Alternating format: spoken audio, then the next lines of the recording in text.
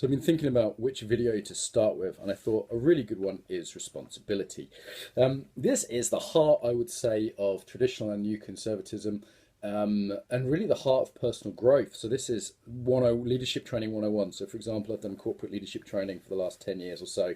First thing I teach when I teach courses on anything at all, actually, this is the first thing I teach, because you can't really work with people till they get that they're responsible, that you're not a victim. So what does it mean to be responsible? Fred Kaufman calls it responsible. I think it's a nice way of thinking about it. It's saying, okay, I'm in charge of my life. I'm the captain of the ship. I'm not a victim. Instead of saying, I'm gonna, everything that happens to me, poor me, stuff just happened to me, there's nothing I can do. It's about getting an internal locus of control, as psychologists put it. That's almost the definition of conservatism, as I'd be interested in it, actually, to have this internal locus of control. And of course, it differs quite radically from the message of the left, which is you're a victim, because, I don't know, my family were immigrants, or you might be black or gay or whatever. And to say, you're a victim, so therefore you should just complain and try and get money and help from other people rather than actually pull your bootstraps up, do it yourself, yeah? So responsibility, absolutely key to personal growth. So this is going to be the first video. All right, where to begin with this? Well, let's look at our own behaviour and the behaviour of people around us, because you might think, yeah, I'm responsible, I've got integrity, I take responsibility for myself. Let's really look at that. Typical situation, let's say you're in a meeting or you're meeting a friend and they turn up late. What's the first thing they say? They say, well, it wasn't me, it's not my fault, I'm not to blame, there was traffic. I remember once I was teaching in Moscow, I teach a lot in Moscow, and their kind of responsibility, some cultural stuff around that. And someone came in and they were late again, so they'd done it before. And I said, look, this is not okay. What are you doing? They said, I'm sorry, there was snow. And I was like, dude, you live in Moscow. It's December. What did you expect? Yeah. So this is within the reasonable bounds of something we could predict, control, account for, as opposed to say, I'm a victim. Now, of course, there are acts of God. And in these instances, there are, genuinely things being struck by lightning, or even just saying like it's a priority. Like there's one men's organization I did some stuff with, and if you were late, they would say, what did you make more important than being on time? It's actually, very honest question, because it's like saying, well, you know what, I just want an easy life, and so I cut it fine, and I thought, you know what, you can wait for me. It's basically disrespectful in that way. And we know this, right? We actually know this. My niece, when she was like 5 or 6, said, Uncle Mark, why don't you visit me more often? I said, oh, I'm busy. And she knew that was bullshit, even at 5 years old, right? She was like, you could see her. She didn't have the words for it, obviously, at 5, but her saying, well, you're prioritizing other things and you're responsible for that. That was what was implicitly going on for her. She kind of got that. So we do get this, and we know it's a crock when people don't have responsibility. The key thing here is to honor your word.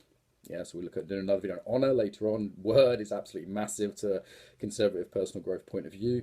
The idea that, yes, I try and keep every promise, and if I do choose to break a promise or some genuine kind of act of God happens, I actually make up for that. I say, look, I'm sorry, like apologizing sincerely, offering compensation if that's appropriate, and a severe commitment for a serious commitment with a plan not to do it again, to improve on that behavior in the future. That for me is the constituents of a good apology, rather than saying I'm sorry and doing it again.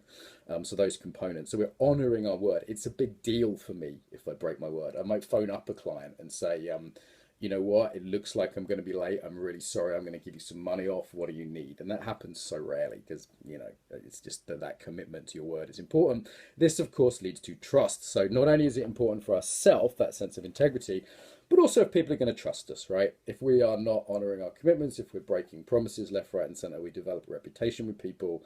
Other people know. They might say, oh, it's fine that you're late. They just might not invite you back. And I'm using time as an example because it's a clear one, but obviously there's bigger promises in life, in terms of your marriage, in terms of what you promise your children. I remember my mother was always very careful what she promised me as a child, because she didn't want to let me down.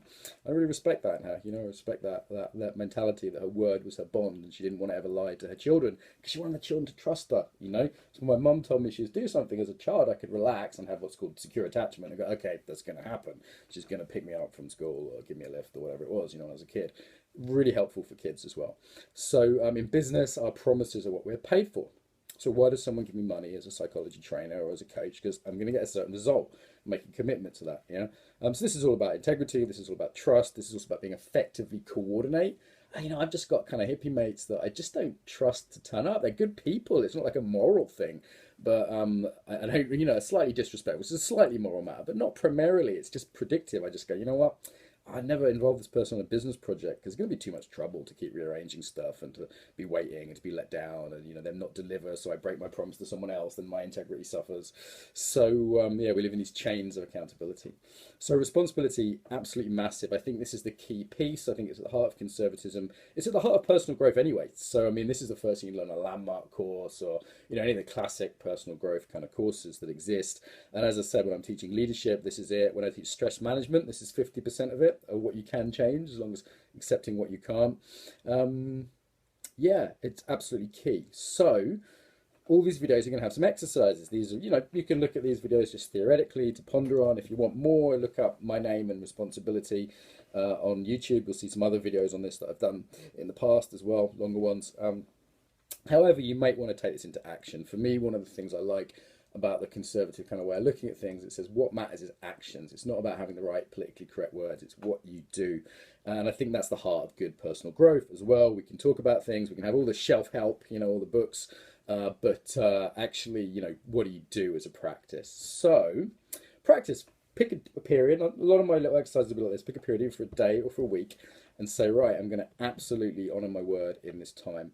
I'm not going to make any excuses. So give up excuses completely for a week. Any kind of, you know, I didn't do this, sorry, this happened, it was the weather, it was this, it was that. No, just apologize if you fuck up. No excuses. That's the actually key here for a week. You'll see this in little ways, but you'll also see it in big ways, like excuses for who I am as a person, or it's because I was born this way or that way. And this is where it becomes conservative as opposed to the you know, regressive left's excuse and blaming kind of culture.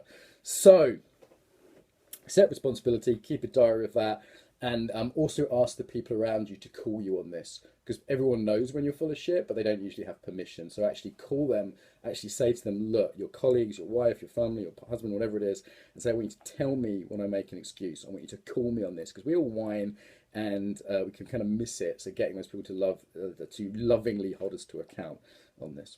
Okay, so there's responsibility, absolutely the key of this. I thought I'd make that the first one.